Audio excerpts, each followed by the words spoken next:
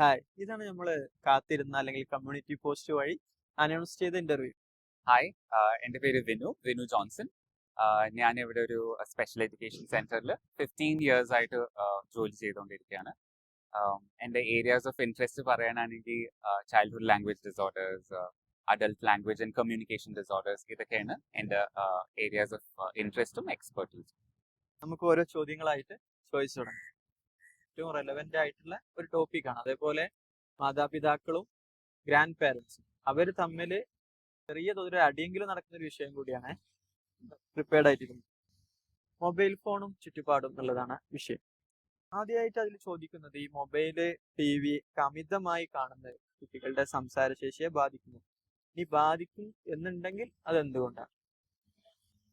ഇത് ഇപ്പോഴത്തെ കാലഘട്ടത്തിൽ എൻ്റെ ആൻസർ മേ ബി ഒരു കോൺട്രവേഴ്ഷ്യൽ ആൻസർ ആയിട്ട് എടുത്തേക്കാം. അമിതമായ അമൃതം വിഷം. അതെ. സോ എക്സസീവ് ആയിട്ട് എന്ത് ചെയ്താലും it will have is drawbacks. ഞാൻ പറയുന്ന ഒരു ബാലൻസ് വേണം ബിറ്റ്വീൻ സ്ക്രീൻ ടൈം ആൻഡ് ബാക്കിയുള്ള ഒരു ഇന്ററാക്ഷൻ. ബിക്കോസ് ഞാൻ എന്താ സ്ക്രീൻ ടൈം ഒട്ടും കൊടുക്കാൻ പാടില്ല എന്ന് പറയാത്തത് കാരണം ഇപ്പോൾ നമ്മൾ കുറേയും കൂടി ഓട്ടിസ്റ്റിക് ആയിട്ടുള്ള ഇൻഡിവിജ്വൽസും പിള്ളേരിനെയും പറ്റി അറിഞ്ഞ് തുടങ്ങാൻ നേരത്ത് ഈ ഓട്ടിസ്റ്റിക് ആയിട്ടുള്ള ഇൻഡിവിജ്വൽസ് ഇങ്ങനത്തെ സ്ക്രീനിൽ നിന്നും അവർ കാണുന്ന വീഡിയോസ് അല്ലെങ്കിൽ റൈംസ് എന്നൊക്കെ ആക്ച്വലി അവർ ലാംഗ്വേജ് പഠിക്കുന്നുണ്ട്. നമ്മളുടെ ഇന്ററാക്ഷനെക്കാട്ടും കൂടുതൽ അവര് ഈ സ്ക്രീനിൽ നിന്നാണ് അവർ യൂസ് ചെയ്യുന്ന കുറെ ലാംഗ്വേജ് പറയുന്നത്. സോ എസ്പെഷ്യലി അങ്ങനത്തെ ഒരു ഇൻഡിവിജ്വൽ ആണെങ്കിൽ കംപ്ലീറ്റ്ലി സ്ക്രീൻ ടൈം അവോയ്ഡ് ചെയ്യുന്നത് ഇറ്റ്സ് ലൈക്ക് കൗണ്ടർ പ്രൊഡക്റ്റീവ് എന്ന് പറയാൻ പറ്റും. എന്നുവെച്ചാൽ അപ്പോ എല്ലാം ഒരു ബാലൻസിലൂടെ എന്നുവെച്ചാൽ ഫുൾ ടൈം സ്ക്രീൻ നോക്കിയിരുന്നതിന് definitely excessive screen time is harmful for anyone. അതിപ്പോ നമ്മൾക്കായാലും പിള്ളേർക്കായാലും ഇറ്റ് ഇസ് ഹാർംഫുൾ. പക്ഷേ ഒട്ടും completely cut off screen also is not advisable. Because കുറെ പിള്ളേര് ഇങ്ങനത്തെ അവർ കാണുന്ന റൈംസിലൂടെ അവർ കാണുന്ന വീഡിയോസിലൂടെയും ലാംഗ്വേജ് പിക്കപ്പ് ചെയ്യുന്നുണ്ട്. So there has to be a balance. അതെ, ഞാൻ എന്റെ വീഡിയോയിൽ തന്നെ ചെയ്തൊരു കാര്യമുണ്ട്. നമ്മൾ തീരെ കാണിക്കാതിരുന്നാല് ഇവര് പ്രീ സ്കൂളിൽ പോകുന്ന അങ്ങനത്തെ സിറ്റുവേഷനിൽ ഇവര് വേറെ ലോകത്തായി പോകും. അതായത് അവര് ഫ്രണ്ട്സ് ഒക്കെ അറിയുന്ന കുറച്ച് ക്യാരക്ടേഴ്സ് ഉണ്ട്, അവരെ അറിയില്ല. അപ്പൊ അങ്ങനത്തെ സിറ്റുവേഷൻ വരാത്ത രീതിയിൽ നോക്കണം എന്ന് പറഞ്ഞിട്ടുണ്ട്. ഇനിയുള്ള ചോദ്യം എന്താ വെച്ച് കഴിഞ്ഞാൽ, യൂട്യൂബ് കണ്ടിട്ട് കുട്ടികൾ ABCD കളേഴ്സ് അങ്ങനെയൊക്കെയുള്ള കുറെ കാര്യങ്ങൾ പറയുന്നുണ്ട്. പക്ഷെ ഫങ്ഷണൽ ആയിട്ടുള്ള ആവശ്യങ്ങൾ, വെള്ളം വേണം, വിശക്കുന്നു, അങ്ങനത്തെ ഒന്നും പറയുന്നില്ല. അതെന്തുകൊണ്ടായി? സോ ഈ ക്വസ്റ്റ്യൻ ഞാൻ നേരത്തെ പറഞ്ഞ ആൻസറിനോട് റിലേറ്റഡ് ആയിട്ടാണ്. ഇപ്പോ പേരൻസിനെ അറിയുമെന്ന് അറിയത്തില്ല, പക്ഷേ ചിലർ കേട്ടിട്ടുണ്ടാവും ഇങ്ങനെ ഗെസ്റ്റോൾഡ് ലാംഗ്വേജ് പ്രോസസ്സിംഗ് എന്ന് പറഞ്ഞ ഒരു പ്രോസസ്സിംഗ് സ്റ്റൈല്. ഇപ്പൊ കുറച്ച് ഇപ്പോ may be in the last few years ആയിട്ട് നമ്മൾ കുറേയും കൂടി അത് കേട്ടുകൊണ്ടിരിക്കുക. അത് നേരത്തെ ഉണ്ടായിരുന്നു, പക്ഷെ ഇപ്പൊ കുറേയും കൂടി കേട്ടുകൊണ്ടിരിക്കുക. സോ ഓട്ടിസ്റ്റിക് ആയിട്ടുള്ള പിള്ളേര് are being identified as gestalt language processors അല്ലെങ്കിൽ GLP. അപ്പോ ഇതിനകത്ത് ഇപ്പോ സൈദു ചോദിച്ച പോലെ തന്നെ ചില പിള്ളേര് റൈംസ് ആയിരിക്കും പറയുന്നത് വേർഡ്സ് യൂസ് ചെയ്യാനെക്കാട്ടും. സോ ആക്ച്വലി ചിലപ്പോൾ പിള്ളേർ ഈ റൈംസ് യൂസ് ചെയ്തിട്ട് നമുക്ക് കമ്മ്യൂണിക്കേറ്റ് ചെയ്യാൻ ട്രൈ ചെയ്യണമായിരിക്കും. ഫോർ എക്സാമ്പിൾ, ഇപ്പൊ ഒരു സിമ്പിൾ ആയിട്ടുള്ളൊരു എക്സാമ്പിൾ പറയണമെങ്കിൽ, ഒരു കുട്ടി എപ്പോഴും റെയിൻ റെയിൻ ഗോ അവേ എന്ന് പറഞ്ഞ പാട്ടും പല പാട്ടുകളും കണ്ടുകൊണ്ടിരിക്കുക. മഴ പെയ്യാൻ നേരത്ത് ഇവൻ ഈ പാട്ട് ഒന്നില്ലെങ്കിൽ ഹം ചെയ്യുക അല്ലെങ്കിൽ ആ പാട്ട് പ്ലേ ചെയ്യുക. സോ ആൾക്ക് നിങ്ങളോട് പറയണം എന്ന് വെച്ചാൽ ഓക്കെ മഴ പെയ്യണം, പക്ഷെ ആൾക്ക് മഴ പെയ്യണേന്ന് നോക്ക് പുറത്ത് അങ്ങനെ പറയാനുള്ള വൊക്കാബുലറി ഇല്ല. പക്ഷെ അവര് ആ പാട്ട് യൂസ് ചെയ്തിട്ട് നമ്മൾ കമ്മ്യൂണിക്കേറ്റ് ചെയ്യാൻ നോക്കുക. So this is A broader topic. പക്ഷേ അറിയാത്ത പേരൻസിന് ഗെസ്റ്റോൾഡ് ലാംഗ്വേജ് പ്രോസസ്സിംഗ് എന്ന് പറഞ്ഞ ഇതിനെ പറ്റിയിട്ട് കൂടുതലൊന്ന് വായിച്ചു നോക്കണം. ഡിസ്ക്രിപ്ഷനിൽ ആഡ് ചെയ്യാം. യെസ്. പിന്നെ ഉള്ളത് ഈ രണ്ട് തലമുറകളുടെ മാറ്റം കൊണ്ട് വന്നൊരു ഒരു ചോദ്യമാണ്. അതായത് കൂട്ടുകുടുംബങ്ങൾക്ക് പകരം അച്ഛനും അമ്മയും മാത്രമുള്ള ഒരു അണുകുടുംബമായി കഴിഞ്ഞാൽ ആ ഒരു സിറ്റുവേഷൻ സംസാരം വൈകാൻ കാരണമാകുന്നുണ്ടോ?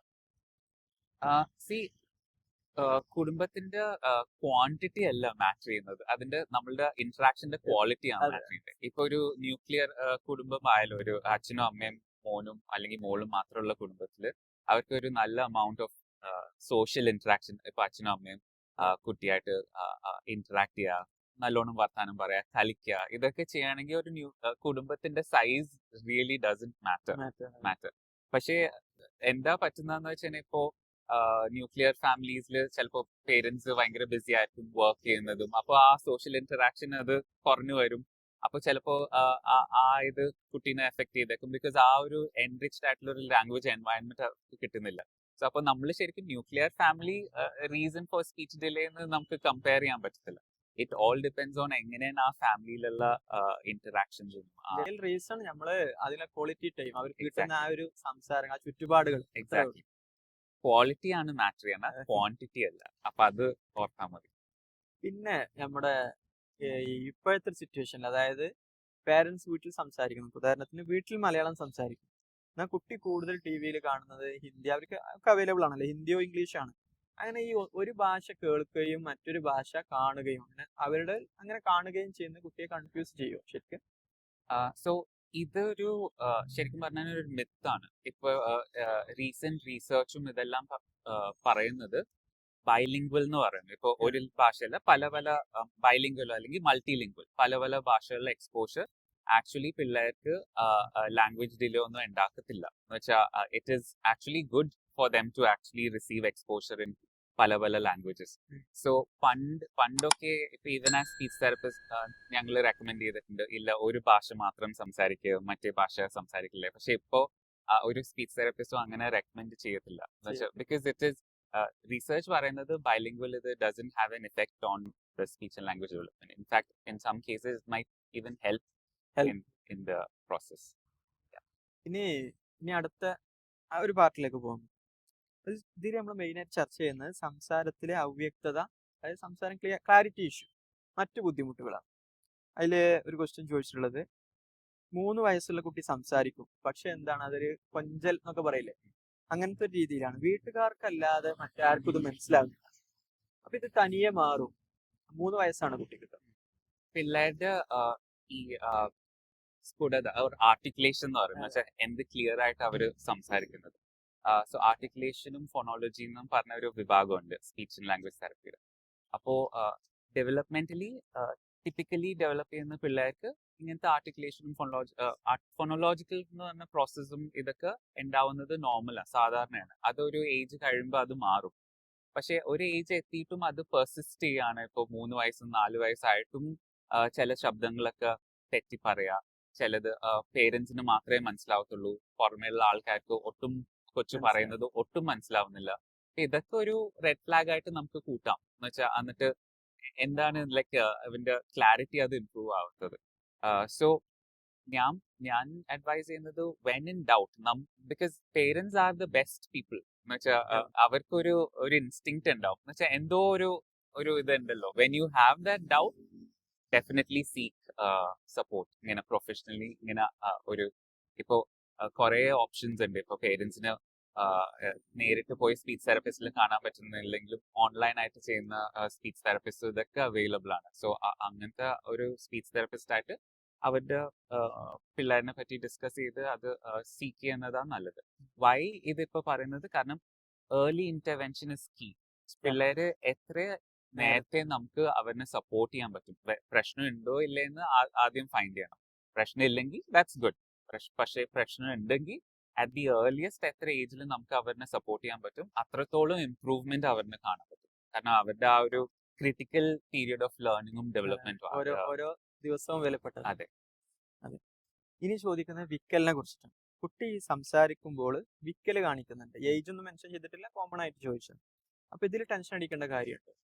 ഈ ഒരു വിഭാഗം നമ്മൾ ഡിസ്ഫ്ലുവൻസീസ് എന്ന് പറയും. ഇപ്പൊ ഇംഗ്ലീഷിൽ പറയണമെങ്കിൽ ഡിസ്ഫ്ലുവൻസീസ്.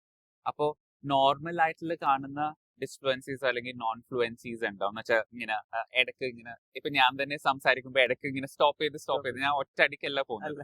എനിക്ക് ചിലപ്പോ പ്രോസസ് ചെയ്യാൻ വേണ്ടിയിട്ടുള്ള ടൈമാണ്. അപ്പോ അങ്ങനെ പിള്ളേര് ഡെവലപ്പ് ചെയ്യാൻ നേരത്തെ അങ്ങനത്തെ നോർമൽ ആയിട്ട് കാണുന്ന ഡിസ്ഫ്ലുവൻസീസോ അല്ലെങ്കിൽ നോൺ ഫ്ലുവൻസീസോ ഉണ്ടാവും.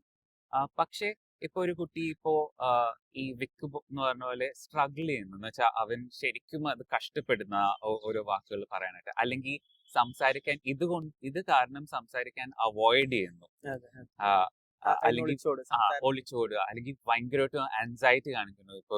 ഇപ്പൊ ഒരാളായിട്ട് സംസാരിക്കാൻ വരാൻ നേരത്ത് ഭയങ്കരമായിട്ടും ടെൻഷനും സ്ട്രെസ് ഒക്കെ അടിക്കുന്നു.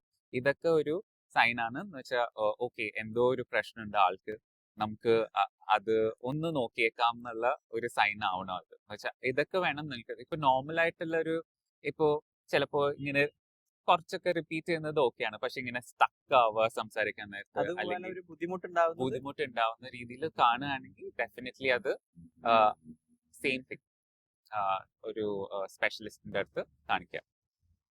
ഇനി അടുത്ത് ചോദിച്ചിട്ടുള്ളത് ഇപ്പൊ വിക്കല് നമ്മൾ പറഞ്ഞു, അതേപോലെ സംസാരത്തിലുള്ള കൊഞ്ചൽ പറഞ്ഞു. ഇനി അടുത്തത് ചോദിച്ചിട്ടുള്ളത് ഈ നാക്കിന്റെ ഈ ഇതുണ്ടല്ലോ, ടങ് ടൈ.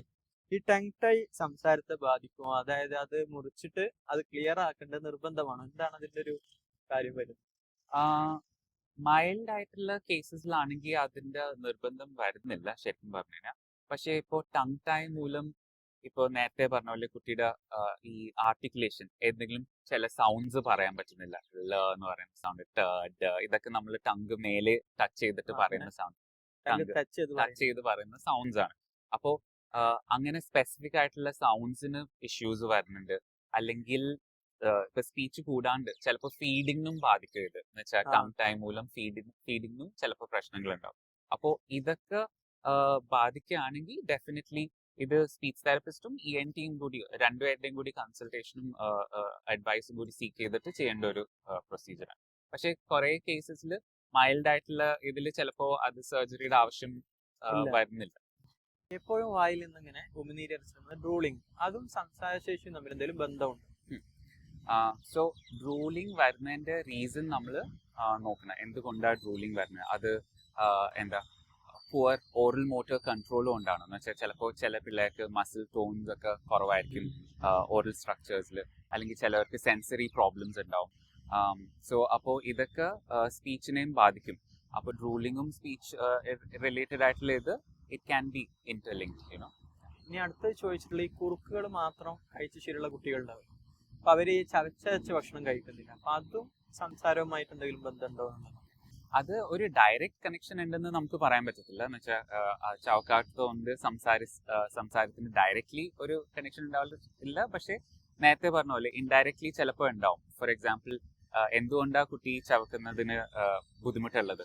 അവർക്ക് അഗൈൻ ലോ അല്ലെങ്കിൽ പുവർ മസിൽ ടോൺ ഉള്ളത് കൊണ്ടാണോ, അല്ലെങ്കിൽ എന്തെങ്കിലും സെൻസറി ഇഷ്യൂസ് ഉള്ളത് കൊണ്ടാണോ എന്നൊക്കെ നമ്മൾ നോക്കേണ്ടി വരും. സോ അങ്ങനെ ഇൻഡയറക്റ്റ് ആയിട്ട് കണക്ഷൻ ഉണ്ടാവും. പക്ഷെ direct connection between chewing and speaking അങ്ങനെയല്ല.